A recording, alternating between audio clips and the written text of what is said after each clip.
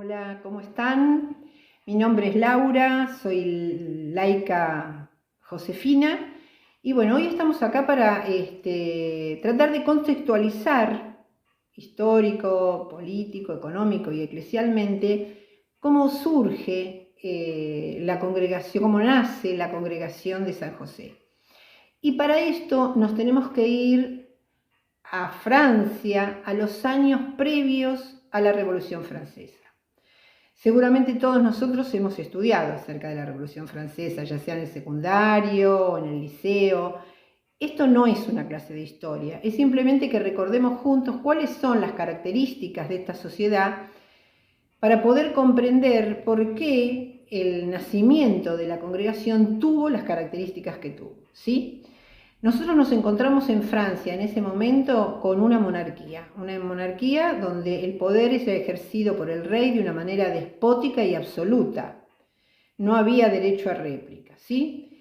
La estructura de la sociedad francesa tenía que ver con estamentos. Cada estamento se lo llamaba estado. En el primer estado, en el más alto de esa estructura piramidal que va a tener la comunidad, encontramos al rey y a los cortesanos. En el segundo estado vamos a tener a la iglesia jerárquica y a la nobleza, lo que se llama la alta nobleza, ¿sí? Estos miembros del segundo estado eran los latifundistas, eran los dueños de la tierra en Francia. Y vamos a ver también un vínculo muy estrecho entre la iglesia y el monarca, dado que, si ustedes recuerdan, en aquella época se le daba al monarca como un carácter divino, como que tenía un mandato especial de Dios para ejercer la monarquía, ¿sí? Además, la iglesia tenía el conocimiento y datos de toda la población, ya que era la que registraba casamientos, nacimientos, bautismos y defunciones, ¿sí? Muy bien. Constituían el primero y el segundo estado constituían el 3% de la población. El 97% restante eran los que formaban el tercer estado. ¿Y quiénes estaban allí? Estaba la burguesía con los comerciantes acaudalados, otros comerciantes de menores niveles económicos, estaban los profesionales, los artesanos y los habitantes comunes. Dentro de estos habitantes es para destacar la cantidad de campesinos. Había un campesinado muy extendido, porque eran los que hacían producir las tierras que eran de los participantes del segundo estado, iglesia y nobleza. ¿Cómo se movía esta rueda de estados? Se movía con el pago de impuestos. Quienes pertenecían al tercer estado eran los que mantenían toda la estructura a través de impuestos que, en el caso de no ser pagados, eran confiscatorios de sus bienes, de la libertad personal del que debía, de castigos, de destierros, es decir, eran impuestos que, excedían muchas veces la posibilidad de ser pagados porque dependían de cosechas, de comercio y la exigencia en el pago era inamovible. Dentro del pago de estos impuestos, la iglesia cobraba también sus impuestos. La iglesia cobraba el diezmo, es decir, el 10% del dinero que se movía en las personas que pertenecían al tercer estado. Y acá podemos nosotros plantearnos cuál era el lugar de la mujer en esta sociedad. Y en realidad la mujer carecía prácticamente de todos los derechos. Y tenía dos opciones en su vida: o el matrimonio y el armado de una familia, o entrar al convento de clausura, porque en ese momento no se admitía la vida religiosa fuera del claustro. Quien optaba por la vida religiosa era para vivir dentro, hasta su muerte, dentro del convento, ¿sí? Los casamientos obviamente no son como con los parámetros y las características que tienen los casamientos de ahora, eso todos lo sabemos, tenían que ver con unificar territorios, con el ascenso social y demás. Seguramente algún otro habrá tenido alguna característica que nos resulte más amigable, cosa que pasaba, sí, entre las clases más humildes. ¿Cómo hacía una mujer para ingresar al convento? Y generalmente eran de una clase acomodada, ya que tenían que entrar con una dote, es decir, un aporte económico que era con lo que se sostenía el convento. Muchas entraron voluntariamente, pero otras eran ingresadas por sus familias o por algún tutor, porque la mujer al ingresar al convento perdía todos los derechos, llamémosle civiles. Por ejemplo, el derecho a la herencia. Entraban al convento y es como que desaparecían de la vida social y del reinado. Bueno, y acá nos encontramos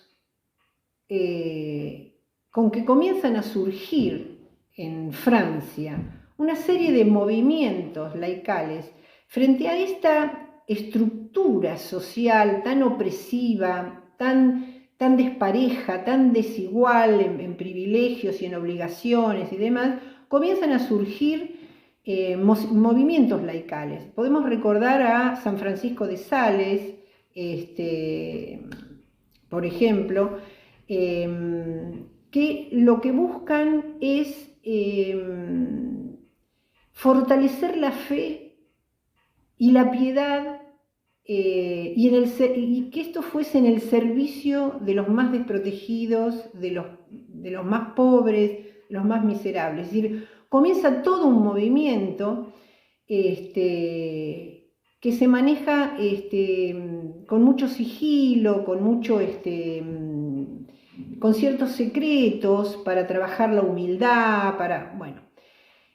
Esto también tenemos que pensar que en ese momento en Francia comienzan también a circular las ideas de protestantes y bueno, en el sentido religioso es un momento de convulsión, ¿sí? Y aquí aparecen mujeres que no tenían dote, pero que querían ser religiosas. Y tenían en claro que aunque tuvieran dote, tampoco querían entrar a la vida conventual y al encierro. Ellas sintieron que su consagración a Dios tenía por centro el servicio a los más desprotegidos, a los más miserables, a los pobres. Y se encuentran con un jesuita. Ustedes saben que los jesuitas tienen por mandato congregacional como dos tareas, una que tiene que ver con la ciencia, con el saber, con el claustro, en clase, ¿no? en dar clase, la enseñanza, la educación, pero tienen que hacer también obras de misión, tienen que ir a la gente. Y acá nos encontramos con Juan Pedro Medalle, este jesuita que misionando se encuentra también con estas mujeres. Y de esa conjunción es de donde va a nacer, va a surgir la congregación de San José. Ahora, había un problema, porque la ley no permitía a las mujeres consagradas estar fuera del claustro. Y entonces ahí Juan Pedro Medalle las orienta a una forma de vida que tiene que ver con el secreto, que nadie sepa, que no se publique, prácticamente hoy diríamos en la clandestinidad. Ellas comienzan su misión, su entrega y su consagración como si fueran viudas. De hecho les dice, vístanse como las viudas, porque en ese momento un grupo de mujeres que sí podía circular libremente por la calle era el de las viudas, que además tenían un atuendo determinado. Entonces ese es un artilugio que se encuentra para que ellas comienzan a desarrollar su misión. Y así lo hacen. Y lentamente se van sumando otras mujeres así casi en la clandestinidad, y comienzan a dispersarse y a crear nuevas casas y a crecer en número y en entrega. Pero ¿qué está pasando mientras tanto en Francia? En Francia pasan algunas cosas. Por ejemplo, surge la Ilustración. ¿Se acuerdan? Con Rousseau, con Voltaire, con Montesquieu, que sostienen el poder de la razón, del razonar que tiene el ser humano para poder modificar las estructuras, para poder crear, para poder incluso revertir situaciones sociales, es decir, y también sostienen las ideas de libertad y de igualdad. Esto toma carne fuerte entre la burguesía francesa. Se producen reuniones, proclamas, hay agrupaciones, discusiones, es decir, prende muy fuerte, ¿sí? En el otro extremo, dentro de Versalles, se juega una época de esplendor de las artes, del boato, del derroche, encerrados, lejos del pueblo.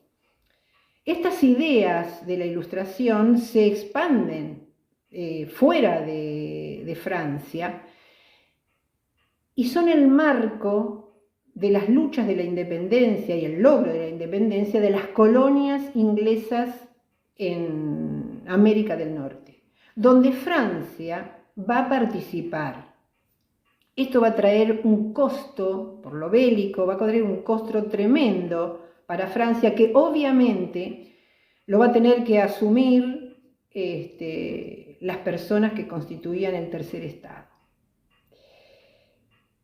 Para esa época se habían dado años de sequía, de malas cosechas, de severas heladas, y la población en general estaba atravesando una hambruna terrible. Y es el momento donde se conjuga esta burguesía que estaba formada, que estaba inquieta, que estaba metabolizando esta nueva ideología, con este pueblo que se harta de esta opresión, de esta situación de injusticia ya intolerable. Y ahí se produce asambleas de por medio, la Revolución Francesa, la toma de la Bastilla, bueno, todo eso va a ser tema para otro momento, guillotina mediante, con todas esas características. Como toda revolución, también la francesa tuvo sus luces y sus sombras, ¿no es cierto? Pero es innegable el aporte que ha hecho a los valores y a la estructura de la república en la conformación de los estados que vinieron a posteriori, en especial en aquellos estados del mundo occidental, ¿sí? Y uno se pregunta, ¿y nuestras hermanas? Nuestras hermanas siguieron. Nuestras hermanas atravesaron la historia, hicieron historia, se reconstruyeron, se rearmaron, se redefinieron en muchos aspectos y se expandieron por el mundo. Y así llegan a Argentina. Qué bueno, ¿no? Hasta la próxima.